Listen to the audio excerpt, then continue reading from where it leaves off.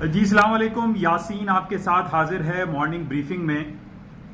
आज इस हफ्ते का दूसरा वर्किंग डे है, लेकिन अगर हम इसको वर्किंग डे पहला भी कहें तो नामुनासिब ना होगा। आज 3 सितंबर है, मंगल का दिन। आज अमेरिका की मार्केटें खुली हुई हैं। कल चूंकि अमेरिका और कनाडा में बैंक हॉलीडे था, वहां पे लेबर डे हॉलीडे के हवाले से, लेबर डे छुट्टी की वजह से तमाम मार्केटें बंद पड़ी हुई थी। तो इस वजह से मैं आपसे ये कह रहा हूं कि अगर मैं इसको फर्स्ट वर्किंग डे कहूं तो ये बेजा ना होगा।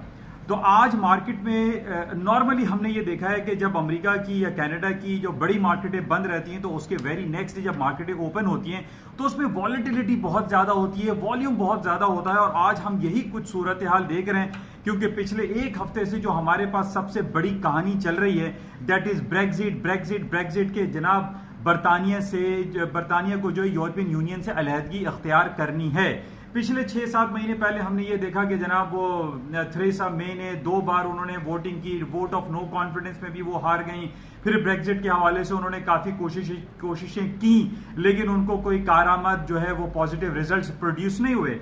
और यही हुआ कि फिर उनको इस्तीफा देना पड़ा। उसके बाद बोरिस जॉनसन साहब आ गए, उसमें यह कहा गया कि ये किंग कॉन्ग है और ये बरतानिया को जो है 46 ईयर ऑफ मैरिज ये अलहदा कर देंगे।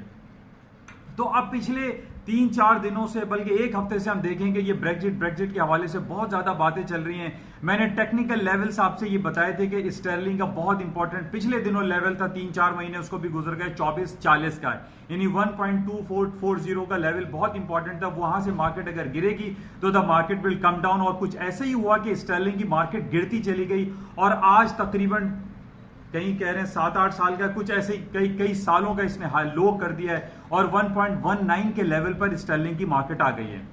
अच्छा, मार्केट गिरती चली जा रही है। स्टर्लिंग की मार्केट ले लीजिए, यूरो करेंसी की मार्केट आप ले लीजिए, 1.1030 का लेवल था, वो मार्केट डाउन हो गई। और यूरो भी फॉल डाउन का शिकार है, क्योंकि यूरो जिस तरीके से हम ये देखते हैं कि यूरोपियन करेंसी है, यूरो की एक कॉमन करेंसी है, क्योंकि जाहिर है इसका नेगेटिव इंपैक्ट स्टर्लिंग का जो ब्रेक्जिट के हवाले से जो सिलसिला चल रहा है, इसका negative impact as a whole पूरी इकोनॉमी पे पड़ रहा है, ना सिर्फ अमेरिका के ऊपर, यूरोप के ऊपर, बरतानिया की स्टॉक मार्केट पे, बल्कि पूरी दुनिया की स्टॉक मार्केट पे नेगेटिव इंपैक्ट पड़ रहा है। ये बिल्कुल ऐसे ही मिसाल है कि जिस्म के किसी भी हिस्से में अगर तकलीफ हो तो वो पूरे जिस्म में तकलीफ होती है, वो नेगेटिव इंपैक्ट उसका पड़ता है।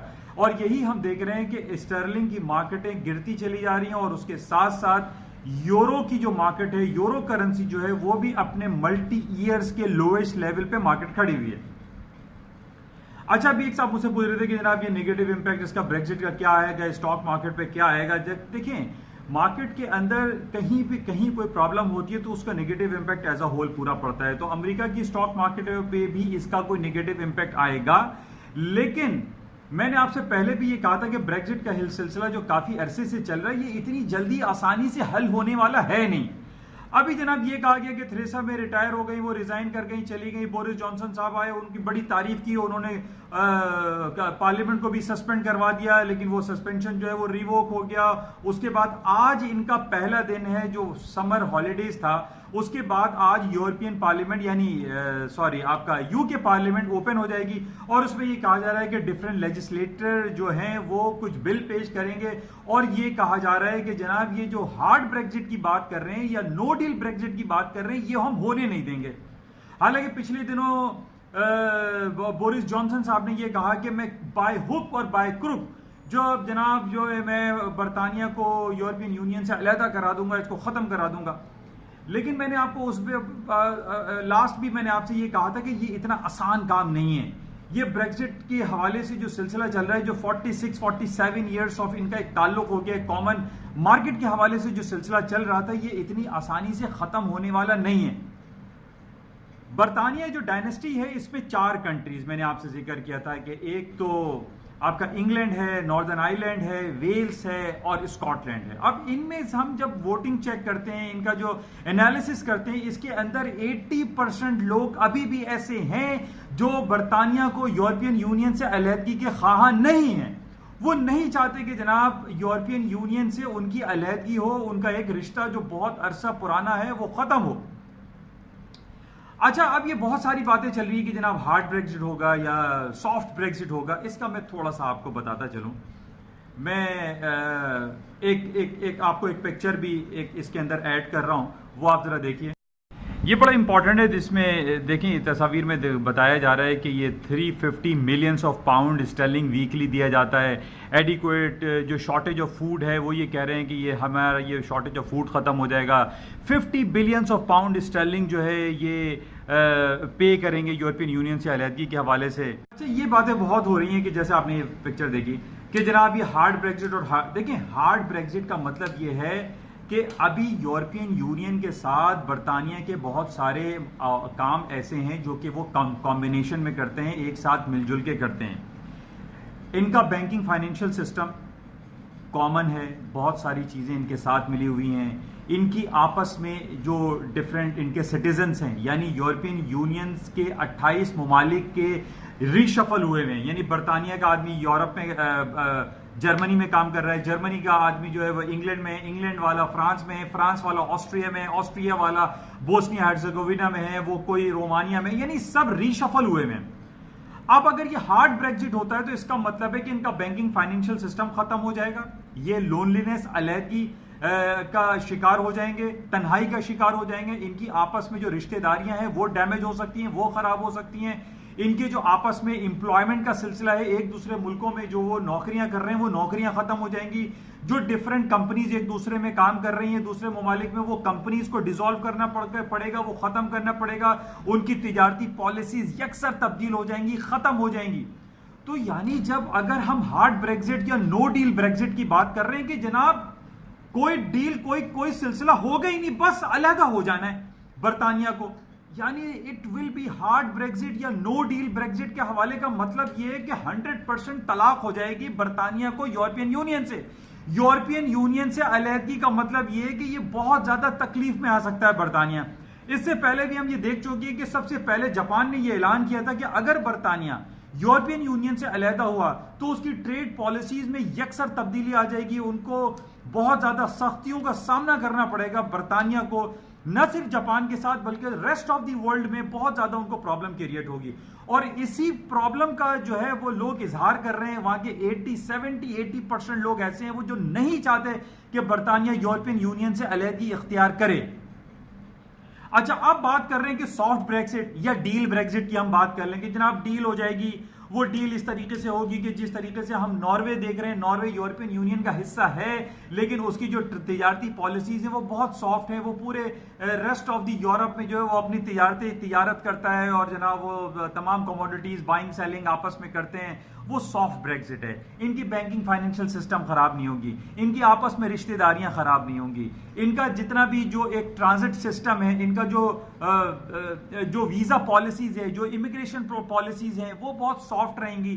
हार्ड ब्रेक्सिट या नो डील ब्रेक्सिट का मतलब ये कि आपने उठा के बस फेंक दिया विदाउट एनी डील, तो ये बहुत ज्यादा नेगेटिव हो जाएगा। और यही बात जो है जनाब बोरिस जॉनसन साहब कर रहे हैं कि जनाब बस मुझे बाय हुक और बाय क्रुक निकल जाना है, मुझे बरतानिया को निकालना है, यूरोपियन यूनियन से अलहदा करना है, यूरोपियन यूनियन के साथ हमें रहना ही नहीं है।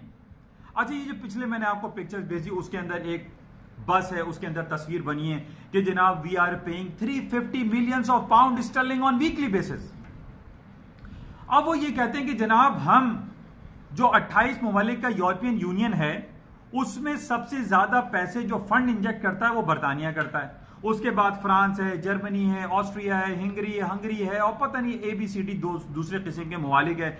तो बरतानिया का एक तरफ जो ब्रेक्जिटियर हैं, जो ब्रेक्जिट करना चाहते हैं, उनका ये मुतालबा है कि भाई देखिए हम millions and billions of pound Stirling की पेमेंट जो है यूरोपियन यूनियन के अकाउंट में डालते हैं लेकिन हमें एज अ रिटर्न में बहुत कम माइनर पैसे रिटर्न में मिलते हैं।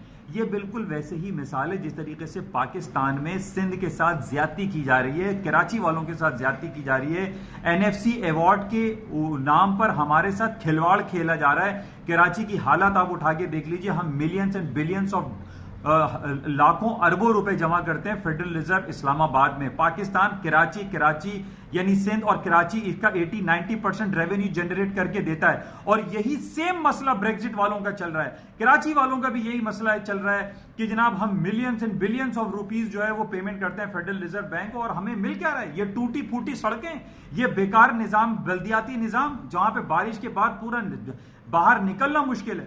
बहरहाल बिल्कुल एनएफसी अवार्ड के हवाले से मैंने आपको पहले भी बताया था कि यही सिलसिला पाकिस्तान में है और बिल्कुल कॉपी डिट्टो कॉपी यही सिलसिला वहां पे चल रहा है बरतानिया में कि जनाब हम millions and billions of pound Stirling पे करते हैं यूरोपियन यूनियन के अकाउंट में, और यूरोपियन यूनियन ब्रसल्स का जो अकाउंट है, जो ब्रसल्स इनका हेडक्वार्टर है, वो हमें रिटर्न करता है 8 और 9%।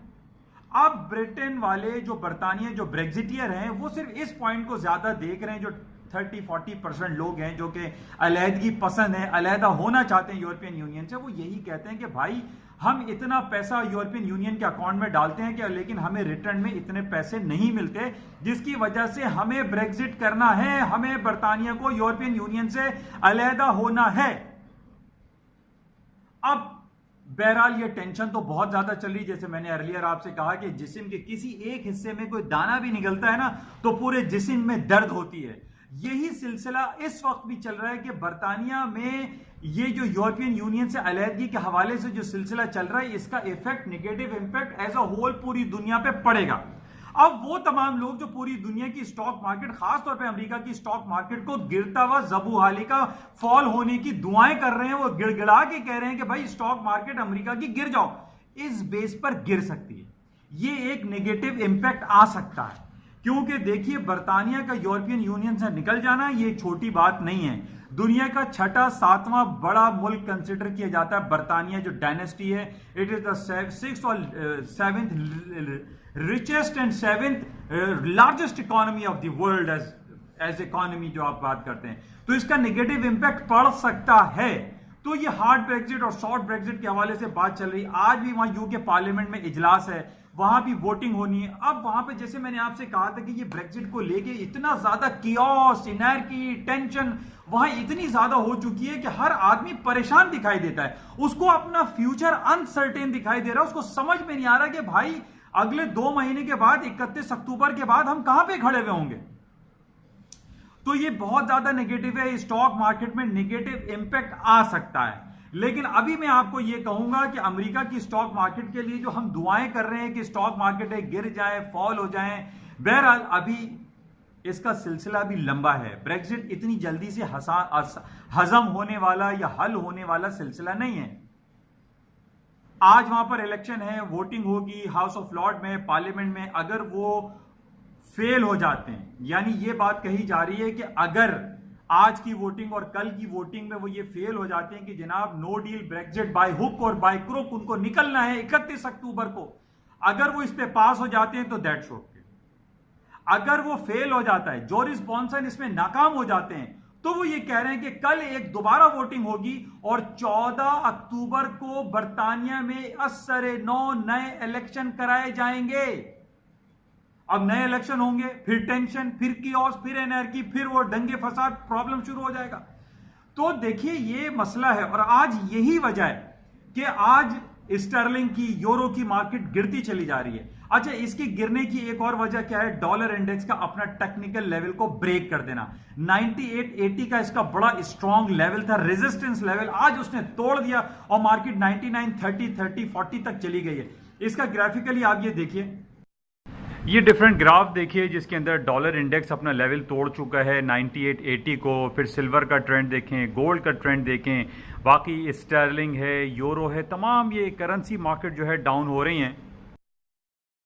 जो ग्राफ आपको मैंने प्रेजेंट किया है, यानी इसके अंदर गोल्ड सिल्वर भी आप देख लीजिएगा कि इसका the trend is your friend की जो मैं बात करता हूं कि गोल्ड और सिल्वर में बहुत ज्यादा पोटेंशियल है। स्टर्लिंग की मार्केट गिर रही है, 1.19 में आ गई है, यूरो 1.0980 हो गया है, ये गिर रहा है। क्यों गिर रहा है? एक तो ब्रेग्जिट का नेगेटिव इंपैक्ट बहुत ज्यादा पड़ रहा है, प्लस डॉलर इंडेक्स ने अपना टेक्निकल लेवल 9880 का ब्रेक करके 99 की फिगर्स में चला गया है। तो ये आप गौर से देखिएगा, गोल्ड एंड सिल्वर भी इसमें शामिल है। Trend is your friend, market ऊपर चलती चली जा रही है। जैसे मैंने सिल्वर के बारे में भी आपसे कहा था कि क्योंकि जिस तरीके से आज से 8-10 साल पहले जब गोल्ड की मार्केट 1500 में चल रही थी तो सिल्वर $20-25 पर आउंस पे था। अभी इसका मतलब है कि सिल्वर की मार्केट में पोटेंशियल बहुत दिखाई देता है। इस ब्रेग्जिट के टेंशन की वजह से गोल्ड की मार्केट भी तेज हो सकती है। ये जिस तरीके से एक देखिए, जैसे टेंशन क्रिएट होती है ना पूरी दुनिया में या किसी मुल्क में या किसी इलाके में, देखिए ये यूरोपियन यूनियन एक बहुत बड़ा प्रॉब्लम है। यानी 28 कंट्रीज का यूनियन, और उसके अंदर सबसे बड़ी इकोनॉमी कौन सी है? इंग्लैंड है, बरतानिया है। आपका फ्रांस है, जर्मनी है, इसका अलहदा हो जाना पूरे एज अ होल इकोनॉमी में बहुत नेगेटिव इंपैक्ट पड़ेगा। मैंने इसकी मिसाल आपको पहले दी थी कि जब एक छोटी सी इकोनॉमी जिसकी आबादी 10 लाख है, यानी साइप्रस, 5 साल 6 साल पहले वहां पे फाइनेंशियल क्राइसिस आया था, यानी आईएमएफ जो है वो उसको बेल आउट पैकेज नहीं दे रहा था। जब उसने बेल आउट पैकेज के लिए, उसको ऑस्टेरिटी पैकेज के लिए कहा कि आप अपनी एक्सपेंसेस को डिक्लाइन करें, आप अपने अखराजात में कमी वाकई लेकर आए, तो वहां टी सिप्रस, वहां के जो प्राइम मिनिस्टर है, उन्होंने काफी कोशिशें की, उसके बाद उनको बेल आउट पैकेज मिला। बहरहाल उसके बाद मार्केटें उठी। लेकिन मैं आपसे ये जिक्र कर रहा हूं कि सिर्फ 10 लाख छोटी सी आबादी साइप्रस जैसे मुल्क को, पूरी दुनिया की स्टॉक मार्केट को जब डाउनफॉल कर सकता है, गिरा सकता है, तो वाई नॉट बरतानिया जो कि एक बहुत बड़ी इकोनॉमी है। नेगेटिव इंपैक्ट आएगा, स्टॉक मार्केटें गिरेंगी। गोल्ड सिल्वर में तेजी दिखाई देती है, इसको आप लिखें, बड़ा इंपॉर्टेंट मेरा पॉइंट है कि गोल्ड सिल्वर ऊपर जाएगा, करेंसी डाउन होगी, डॉलर इंडेक्स ऊपर की तरफ जाएगा। हालांकि दूसरी तरफ हमारे पास टाइम इज टिकिंग डाउन। 18 सितंबर को अमेरिका के इंटरेस्ट रेट की कहानी है कि उसमें यह कहा जा रहा है ट्रंप साहब बहुत अपना इन्फ्लुएंस यूज कर रहे हैं कि जनाब 1% इंटरेस्ट रेट काटा जाए। आई सपोज के 50 basis point interest rate cut कर दिया जाएगा। तो बहरहाल ये सारी सिलसिले हैं। अच्छा, अब दूसरी तरफ हम आ जाते हैं ब्रेक्जिट से हट के। बहुत दिनों से हम ये देख रहे हैं कि तालिबान और दोहा में कॉन्फ्रेंस हो रही है अमेरिका और तालिबान के दरमियान। अच्छा देखिए, मैं 3 पॉइंट्स आपको बताता हूं, बड़े इंपॉर्टेंट है ये। देखिए, मेरी थोड़ी सी डिस्कशन होती है, इससे आपके जहन में थोड़ी सी एक पॉइंट आ जाएगा। इस वक्त पूरी दुनिया में, यानी अरब कंट्री और तालिबान और अफगानिस्तान को लगा लीजिए, यमन हौसी कबाइल का मसला चल रहा है, वहां पर प्रो ईरानियन जो है वो हौसी है। लेबनान में हिजबुल्ला है, उसको भी प्रो ईरान कहते हैं, ईरान फंड करता है, ईरान मदद करता है। इसी तरीके से यहां तालिबान को हम देख रहे हैं, तालिबान के पीछे रूस है या जो भी फैक्टर इन्वॉल्व हैं। ये एक नॉन गवर्नमेंटल जो है वो सिलसिले हैं, यानी यमन में हौसी हैं, लेबनान में हिजबुल्ला है, अफगानिस्तान में तालिबान है। ये सारा एक टेंशन क्रिएटर्स कह सकते हैं हम।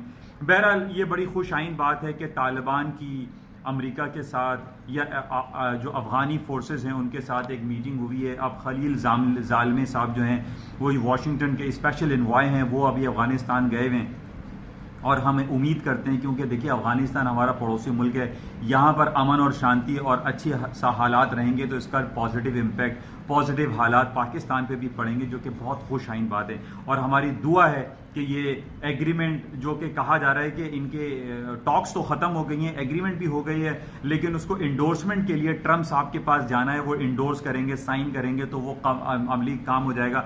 लेकिन अभी भी तालिबान का और अमेरिका के साथ एक डिस्प्यूट एग्जिस्ट करता है। वो एग्जिस्ट ये करता है, पिछले दिन मैंने आपसे कहा था कि वहां 1 लाख से डाउन होते होते ये 18 साल से अमेरिका जो है अफगानिस्तान में बैठा हुआ है। जब 9/11 का वाक़या 2001 में हुआ था, तो उस वक्त से आज 18 साल पूरे हो चुके हैं और 18 साल से अमेरिका वहां पे एक जंग लड़ रहा है, एक प्रॉक्सी वॉर कह लीजिए, क्या उसको कहेंगे, जिसमें पाकिस्तान भी घुसा हुआ है, पाकिस्तान को सैंडविच बनाया हुआ है। इमरान खान साहब भी ये कहते हैं कि ये हमारी वॉर नहीं है। तो बहरहाल ये अगर हालात अच्छे होते, लेकिन इसमें मैं एक साहब मुझसे पूछ रहे थे कि जनाब गोल्ड सिल्वर की मार्केटें नीचे आएंगी, मैंने कहा नहीं आएंगी, क्योंकि अभी देखिए वहां पर डिस्प्यूट एग्जिस्ट करता है। अमेरिका और तालिबान के दरमियान जो बातचीत हुई है उसके अंदर तालिबान अभी भी एक पॉइंट पे अड़े हुए हैं। वो ये कहते हैं कि जीरो हो जाओ, अमेरिका की तमाम फोर्सेस वहां पे नहीं होनी चाहिए, अफगानिस्तान से आउट हो जाओ, क्विट हो जाओ, एग्जिट कर जाओ। लेकिन अमेरिका ने इस डील पर आया है कि 14,000 से वो अपनी 8,000 या 9,000 फौजी अभी भी रखेगा। इसके ऊपर तालिबान के तहफ़्फ़ुज़ात हैं, जो अफगान फोर्सेस हैं उनकी भी तहफ़्फ़ुज़ात है। इस पर अब हमें देखना पड़ेगा कि तालिबान के और अमेरिका के दरमियान जो टॉक्स हो रही हैं वो वाकई 100% सही रहती भी हैं या नहीं, लेकिन हमारी दुआ है कि ये हो जाए। बहरहाल इस पे गोल्ड की मार्केट में मुझे डाउनफॉल नहीं लगता। लोग अक्सर मुझसे पूछ रहे थे कि जनाब ये तालिबान की मीटिंग हो रही है तो गोल्ड नीचे आ जाएगा। आई डोंट सपोज के गोल्ड की मार्केटें गिरेंगी। गोल्ड की मार्केटें जब तक 1490 नहीं टूटता, याद रख लें, लिख लीजिए, 1490 के नीचे गोल्ड नीचे आएगा, अदरवाइज गोल्ड की मार्केटें डाउन नहीं हो सकती। ये बहुत इंपॉर्टेंट है। अच्छा, ये इसको हम कट डाउन करते हैं, शॉर्ट करते हैं। अच्छा, इसके साथ ही बहुत सारी और बातें हैं। अर्जेंटीना क्राइसिस चल रहा है, अमेरिका चाइनीज युआन का मैं आपको बताता चलूं कि आज 7.18 का इसने हाई कर दिया है। पिछले दिनों भी मैंने आपका कहा था कि 3 टूल्स ऐसे मौजूद हैं कि चाइना को कोई टेंशन नहीं है, अमेरिका बिलियंस ऑफ डॉलर के टैक्सेस उसके ऊपर लगा दे, चाइना को कोई प्रॉब्लम नहीं है, कोई फर्क नहीं पैदा है। 7.18 कर दिया। 11 साल के हाईएस्ट लेवल पर, वीकेस्ट लेवल पर चाइनीज युआन खड़ा हुआ है। वो तो अपनी बिलियंस ऑफ डॉलर ऐसे ही रिकवर कर लेता, उसकी एक्सपोर्ट रोज बरोज बढ़ती चली जा रही है। टेंशन अमेरिका को है, अमेरिका को तकलीफ है, इसीलिए वो गन दिखा के उस पर टैक्स लगाने की कोशिश करता है, जिस तरह मोबाइल छीन लेते हैं लोग। तो मैं यही कह रहा हूं कि चाइना को कोई फर्क नहीं पड़ता है, लेकिन दूसरी तरफ हमें यह याद रखना चाहिए कि अमेरिका और चाइना लाजिम व मलजूम है, ये दोनों एक दूसरे के बगैर जिंदा नहीं है। यह आपस में मियां बीवी का झगड़ा आप कह लीजिए कि जनाब वो झगड़ते जरूर है, लेकिन फिर आपस में फिर बाद में सेटल डाउन हो जाता है। बहरहाल इसको शॉर्ट डाउन करते हैं, शॉर्टकट करते हैं, कट करते हैं, बहुत लंबी मेरी तवील हो जाती है। अक्सर बातें इतनी ज्यादा होती हैं, पूरी दुनिया की इकोनॉमी को, दुनिया की खबरों को कवरेज करते करते थोड़ी सी बातें लंबी हो जाती हैं। मेरा आपसे रिक्वेस्ट ये कि गाड़ी में सुनते हुए आप प्ले कर दिया करें, आपको कुछ चीजें जहन में आ जाएंगी कि आज यासीन साहब की क्या स्पीच आई। ये हो सकता है इसके अंदर से कोई पॉइंट, कोई क्लू आपको मिल जाए, जिससे आपकी जो ट्रेडिंग डिसीजन है वो आपके पॉजिटिव अच्छे हो सकें। इंशाल्लाह राब्ते में रहेंगे। जो मैंने आपको क्लिप्स भेजी हैं, जो ग्राफ देंगे, इसको आप स्टे या पॉज करके भी देखिएगा तो आपको क्लियर हो जाएगा कि कहां पर क्या चीजें इंपॉर्टेंट है। इंशाल्लाह राब्ते में रहेंगे। और मैं जाते हुए आपसे जरूर कहूंगा कि इस यूट्यूब चैनल को ज्यादा से ज्यादा सब्सक्राइब करें, लाइक करें, शेयर करें, ताकि ये उर्दू जबान में लोगों को एक आगाही फराम होती रहे। इंशाल्लाह राब्ते में रहेंगे। Thank you.